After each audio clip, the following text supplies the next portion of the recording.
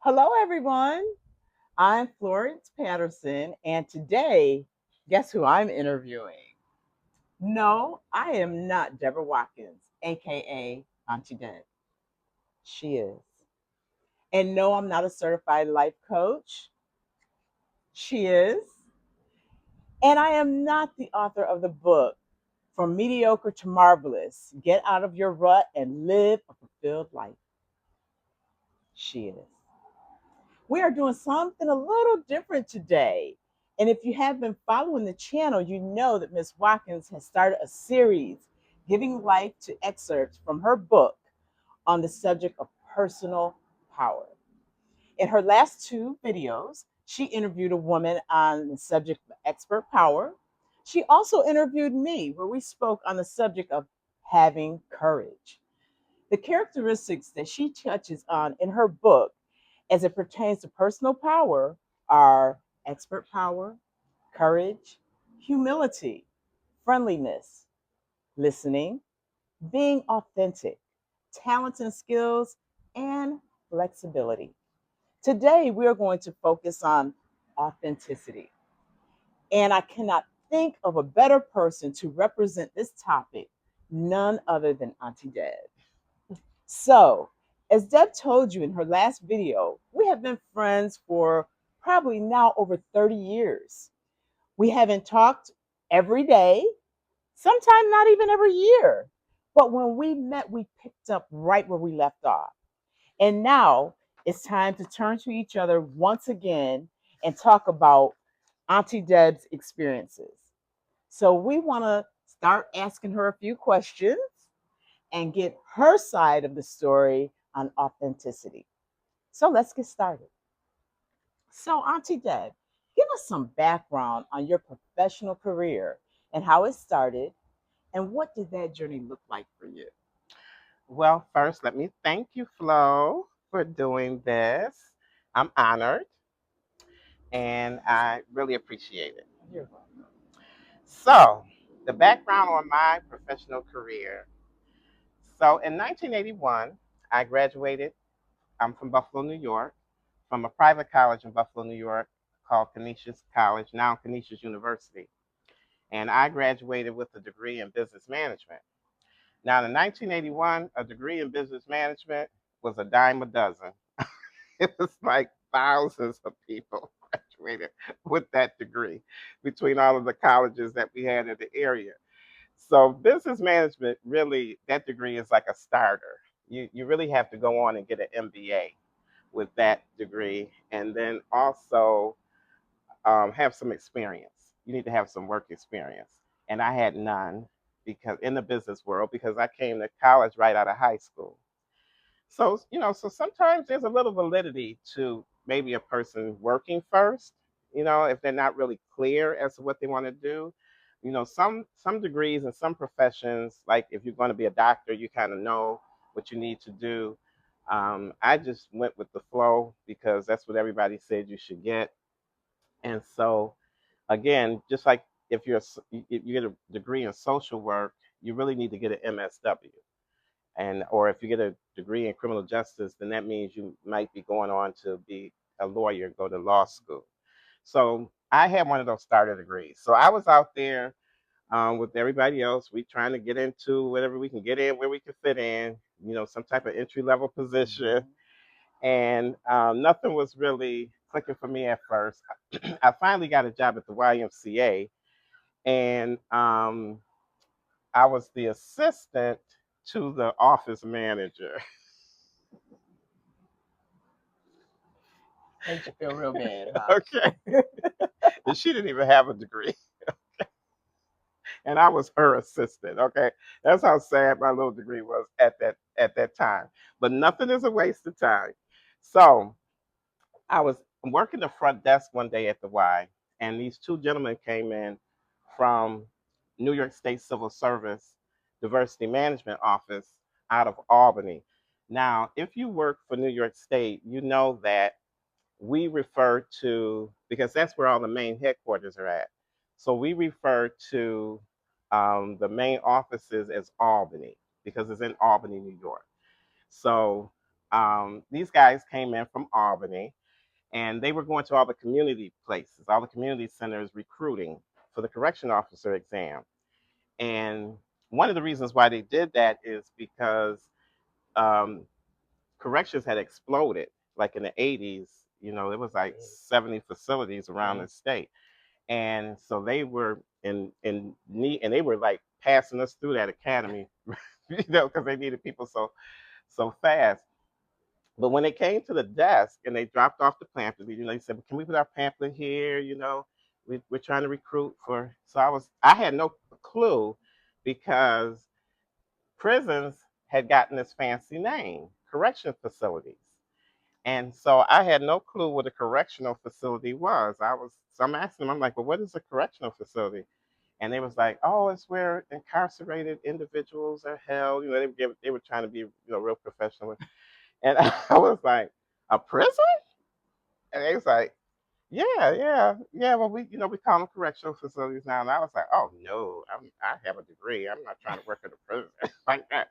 And so the guy said, "No, no, no.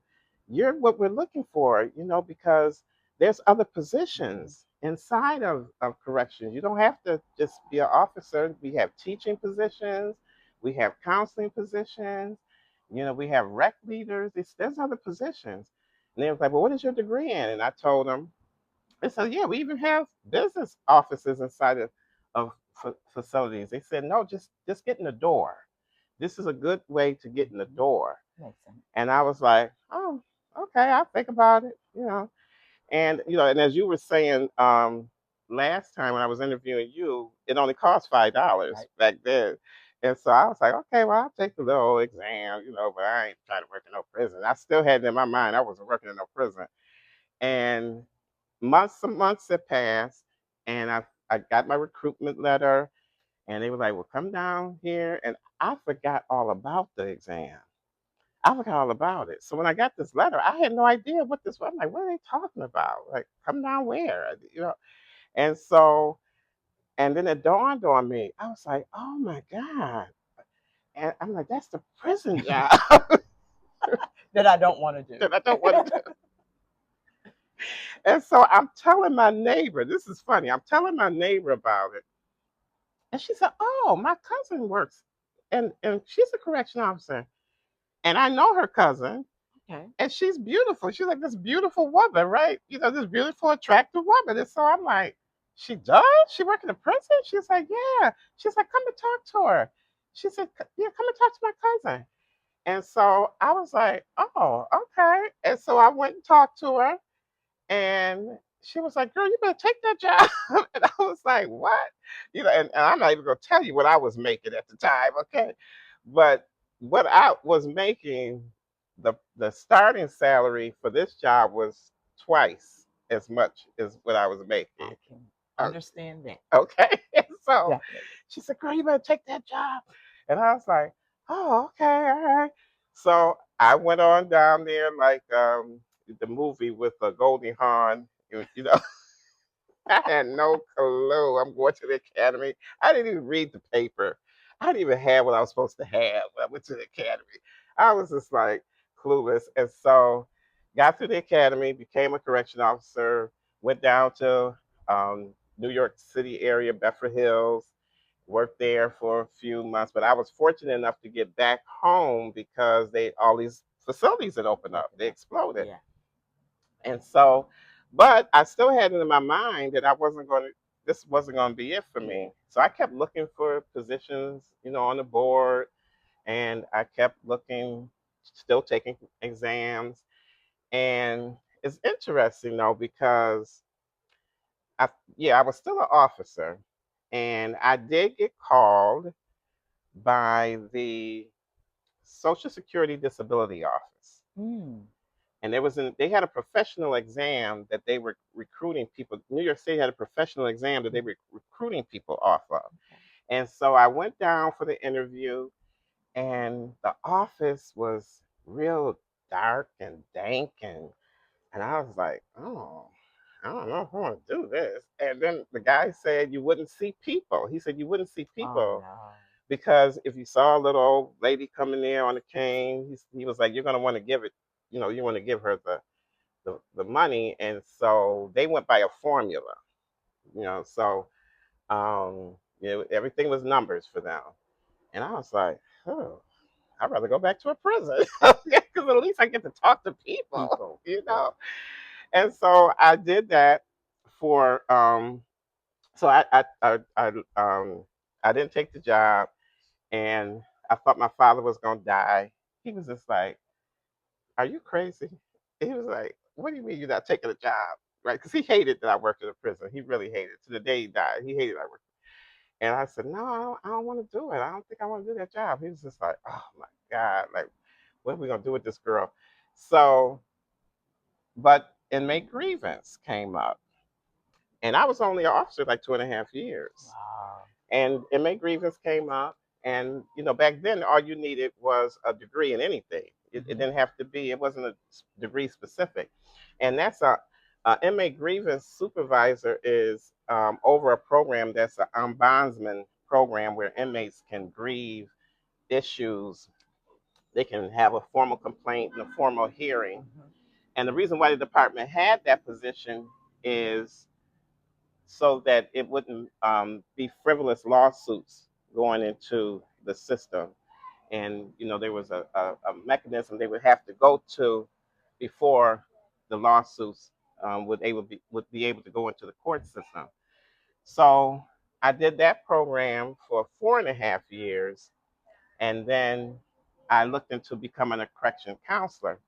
Now, because my degree wasn't in the social work area, I had to start at the lowest level. They had something like correction counselor one, two tiers. And so I had to take the lowest tier, and then I had to get some experience in counseling, and I took classes. I did take some social work classes, and so then I became a correction counselor, and I did that was my longest stint in corrections. I did that for 16 years, actually. I became a supervisor, and then eventually Deputy Superintendent of Program Services. All righty then.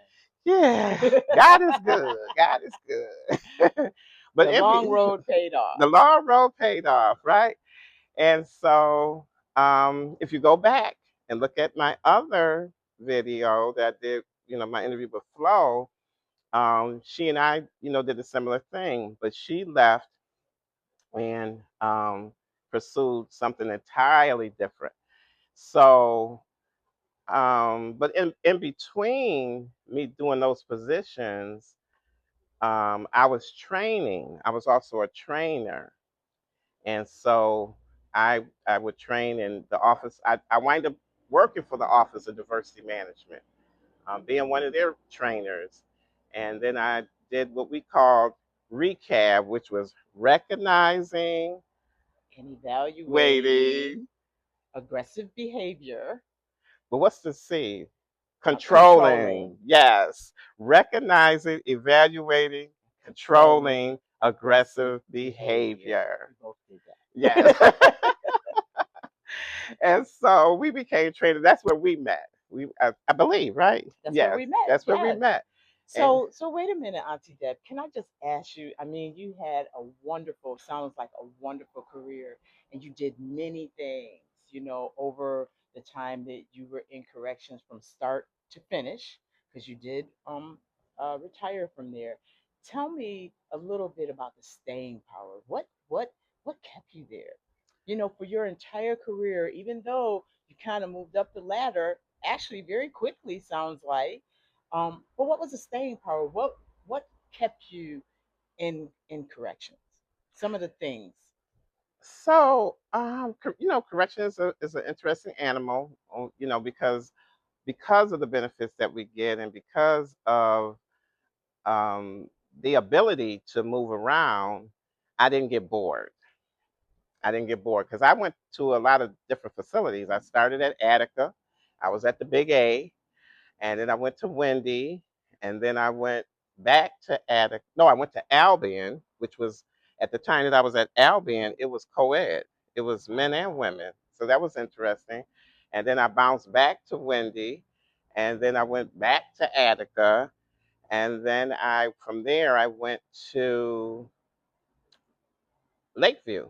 Yeah, that's where I became a deputy superintendent because I went back to Attica. I went back to Wendy and back to Attica again as a assistant deputy superintendent, and then wind up at Lakeview.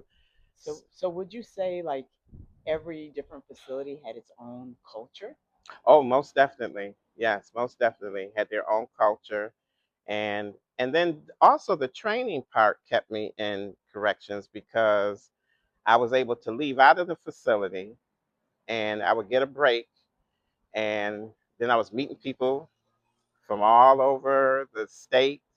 And because you did the same thing. Yeah, we would go all over Flo and I would go all over the state training. And so it was fun. It wasn't negative for me. And as well as I do, the negativity that goes on behind the walls and the people and the attitudes that they had. And I just didn't have that attitude because I was having fun. It was good for me. And, they paying for me to go stay somewhere for a week or two. They fed us. We had training, we had fun. We're meeting all kinds of different people from all over the state. And New York State is interesting because it has different personalities. Western New York is one way. New York City is New York City. Um, where you're from, they have a The middle of the road. We're middle of the like in road. mid state area, the middle of New York. Right. Yeah. And it's beautiful. Central New York. Right? Yes. And her section is beautiful. That's where the lakes are at and valleys and that type of thing. And Western New York, we have Niagara Falls and we have a interesting culture that way. And then the mountain people up there like Sing Sing and not Sing Sing, Clinton. And up there, people had. I met this woman at one training who had a maple syrup farm. That's Yeah, interesting. No. yeah. And she was just telling me all about her maple syrup farm and how when she was a little girl, she had her own tree. So corrections was not boring for me because I made the best of it, and it wasn't negative for me. So that's why I was able to navigate because I always saw, the glass half full. I was one of those type of people. And and then when I discovered my real niche, which was training, and they would let me operate in it, then I was like, oh yeah, I'm here. Yeah, I'm here for the long haul. So Auntie Deb is already reading my mind. My next question for her was actually, what part of the different positions did she like most, and why? And I mean, she's covered obviously a few of those, but let's talk about that a little bit. Is there anything that you feel that kind of stuck out? It sounds like training was one of those because you had that flexibility. You were able to move around and meet people and do things. So guess what? Didn't feel like you were in a prison anymore. Right. So let's talk about that a little bit. If you have anything more to say about that, what did you love most and maybe why? Well, that's when I discovered my true calling. Training was when I discovered my true calling. Like I wasn't good as an officer. I'm not gonna even gonna fake it. I did it. I did it. I did my job, and people respected me because I did my job. But I didn't like it. I didn't really like it. It was boring for me. It really was. So, yeah. So that didn't get it for me. Inmate grievance, I didn't mind it, but it could be dead end. That was like a dead end position. If you didn't get promoted and go to central office like you almost did, it was after a while, you had nowhere to go. And so counseling, I liked it. Now we didn't do, we were like guidance counselors in the high school. Okay, when we said correction counselors, we they had to come to us in order to get anything done. So, we were kind of everything for them. We had to help them get their paperwork sometimes, to get we would encourage them to go to school and get their GED. And So we were like case managers. But then the department started to, because of the lawsuits and um, actually accreditation, corrections had to become a little more therapeutic. And so now they're bringing in stuff like alcohol and substance abuse counseling. They had to be more specific, and we really weren't qualified. We were just social workers.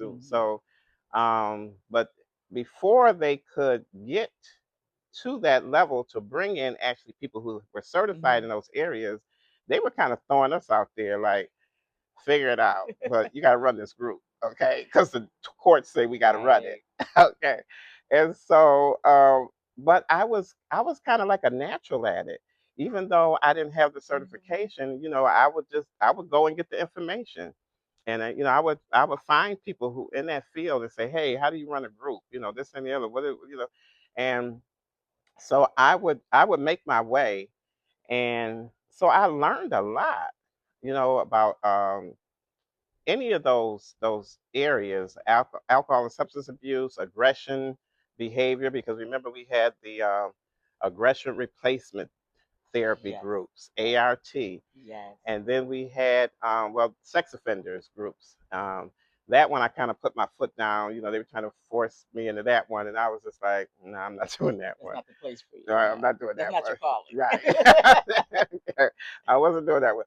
So the different therapeutic groups, I learned a lot, and then finally they had to get people in that really knew what they were doing, and so then we just went back to our case management type of thing. But so I would say probably what I liked the most, of course, was doing the training, but counseling kind of opened my eyes to some things, as well. So that was fine. But then I discovered, as you did, that I was a leader. Through the training, I discovered I was a leader. And so when I got into the leadership positions, I wanted to really be good at it and know what I was doing. And that at that point is when I went back to school to get my master's degree in organizational leadership. So I went back to school, Medaille College in Buffalo, New York, and I received my master's in organizational leadership because I wanted to be a good leader, and I wanted to, and I understood some things at that point. I started to understand some things at that point, that managing people is not what people think it is, and that there's different types of leaders. There's different types of leadership. And I always saw myself as a servant leader. And so um, that master's in organizational leadership opened my eyes, because I didn't even know that there was a whole, study on leadership like that. I didn't even know that. And so that really opened my eyes, and that became very interesting to me. Leadership became my thing at that point. And so then I wanted to help develop other people in leadership. So, as I mentioned in the intro, we talked about authenticity. And I mean, you are the most authentic person that I know. I'll be honest with you. So tell me, how did you, what skill set did it take to really hone in on your personal authenticity? And I know if I think that, other people think that. Tell me why that is. I can't quite explain it, but I know just through our conversations we've had and different things like that, that you come across. I'm gonna tell you like it is. I'm gonna be gentle with it, but the delivery is what is so special. But talk a little bit about authenticity and what that means to So for me, and just like you said, with me, what you see is what you get. you. That's what I love about her. I'm not trying to be who I'm not. I stay in my lane. I and I respect other people's lanes, right? But I also respect other people in that everybody has something that they're supposed to do. Everybody is special to me, right? And that's how I always saw people. And that's how I always treated the people who worked for me. And I remember one time I was at this training, and I was a deputy superintendent at that time. And I did this training, and this girl came up to me afterwards, a lady woman came up to me after, and she was like, she said, "You're like real people."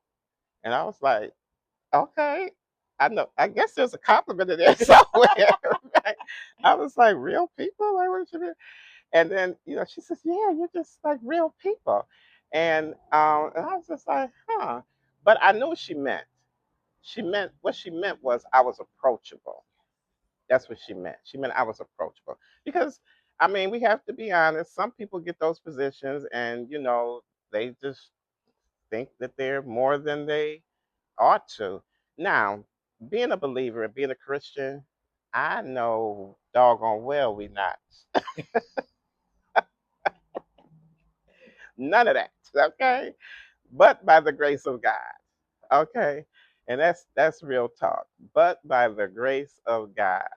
And I thank God, for giving me that insight and just giving me his word and his wisdom to know the difference. Now, having said that, I always talk to everyone. I remember I walked through the door of the front gate one time at Lakeview, and the one guy, officer, he was telling me he was going on vacation. And I had just started the job. And he said, oh, I'm getting ready to go on vacation, blah, blah, blah, blah, blah. You won't see me for a few weeks like that. And I was like, oh, okay. And he told me where. Okay. And so when he came back, I said, "Oh, how was your vacation?" And so and so and such and such. And he was like, "You remembered that?" You know? And I was like, "Yeah, I remember. You told me. I remember. I ain't that old." And so from that point on, it was nothing that they wouldn't do for me. It was nothing that those officers at that jail wouldn't do for me because I treated people like I wanted to be treated with respect. Now, of course, you have your jerks everywhere, right? But for the most part, most people are decent, and and that's how I looked at it. I just didn't look at people. I just look at everybody as special in their own way, and have something to contribute. And you can learn from anybody. And in certain positions, those people are the gatekeepers.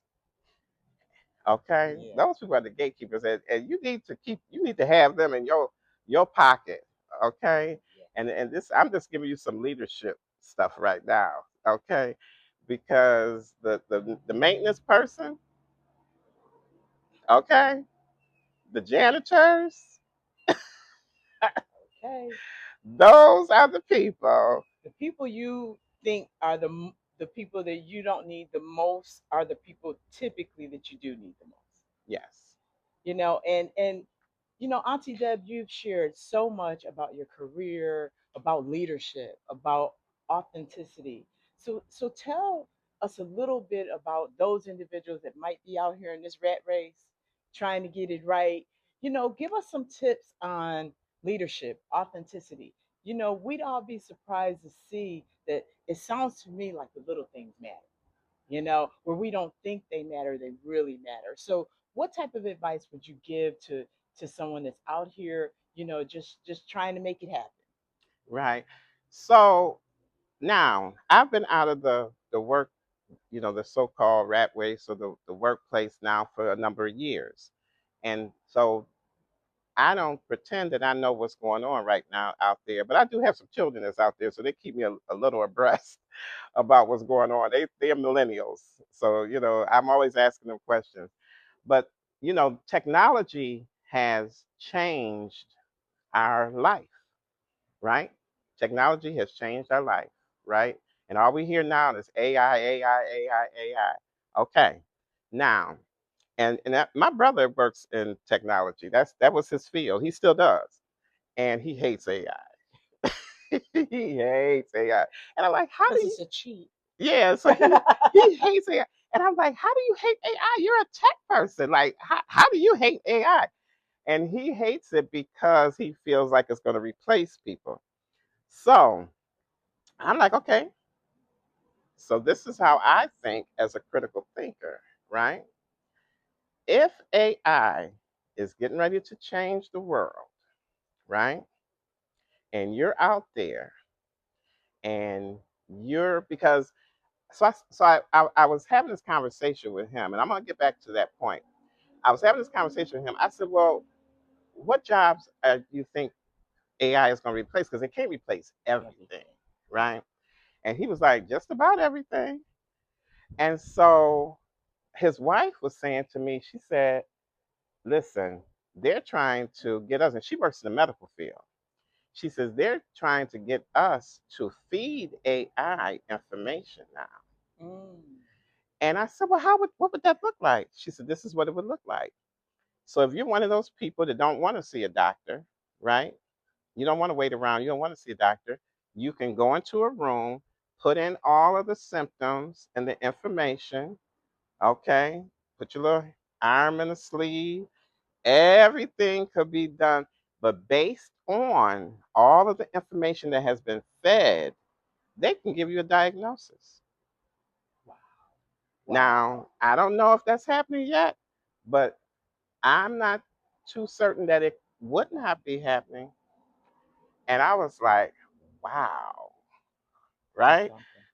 For some low level stuff, maybe not some, real intricate stuff, but maybe some low level stuff like, you got a fever, cold, whatever.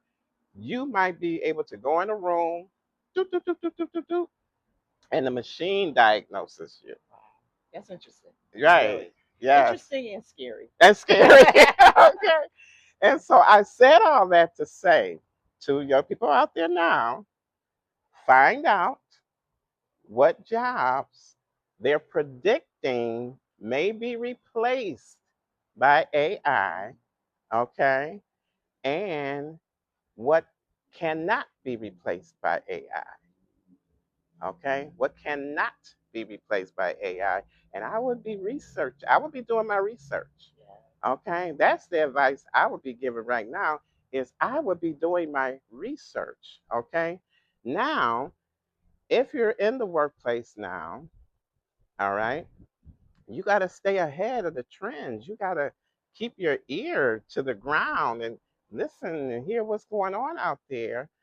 Stay off the phone during your breaks, okay?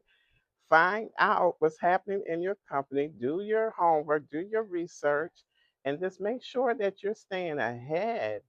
If you're trying to get ahead, find out, what skills they're looking for. Make yourself valuable. And do 110%. Yes. Wherever you go, make yourself invaluable. All right. And so always looking to improve, of course, always looking to improve yourself. Always. Flo and I, every time a training came up, they was like, "We're looking for somebody." We was like, Yes.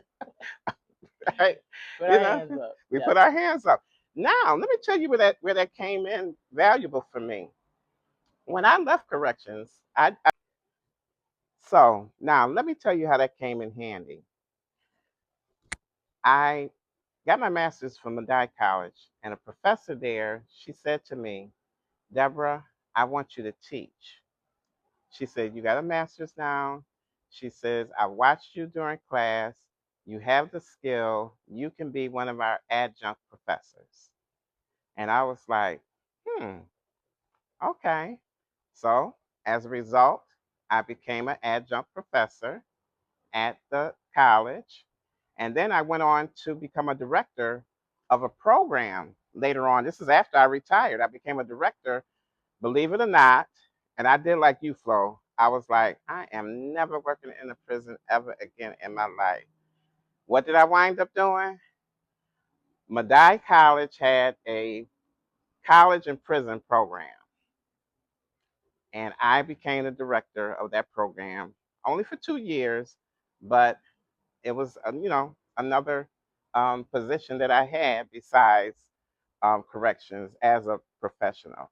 So, having said all of that, um, nothing is a waste of time. That's really what I want to say. Nothing is a waste of time.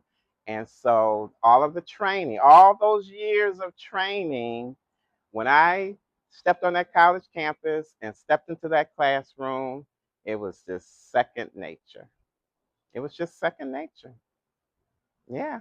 So, And that also speaks to the fact that, through all of the series that you've been doing so far, is we don't always know what skill sets we obtain just through life, whether it's through a job, or through, helping a friend out, or a school, you know all those different types of skill sets that we obtain over life.